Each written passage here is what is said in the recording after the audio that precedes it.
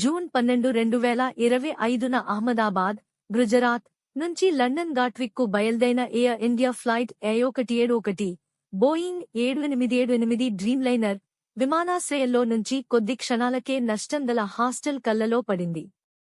ఈ ప్రమాదం 2011 తర్వాత డ్రీమ్లైనర్లో జరిగే మొదటి ఘోర ప్రమాదంగా, ప్రపంచవ్యాప్తంగా దాదాపు ఒక దశాబ్దాల్లో అత్యత్య ప్రమాదంగా గుర్తింపు పొందింది. 242 మందిలో 241 మంది, 230 ప్రయాణికులు, 12 క్రూ మృతి చెందారు. 1 లేదా 2 మంది గేరండులు మాత్రమే మిగిలారు. గ్రౌండ్ మీద 39 మందికి మరణం సంభవించింది.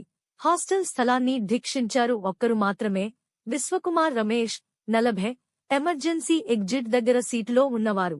బలం యైన ప్రయాణంలో అదృష్టవంతుడిగా బయటపడ్డారు. బాక్స్లు సేకరించబడ్డాయి. ఇంజిన్ శక్తి, ఫ్లాప్స్, ల్యాండింగ్ గేర్ సహా ప్రాముఖ్యమైన అంశాలను పరిశీలిస్తున్నారు.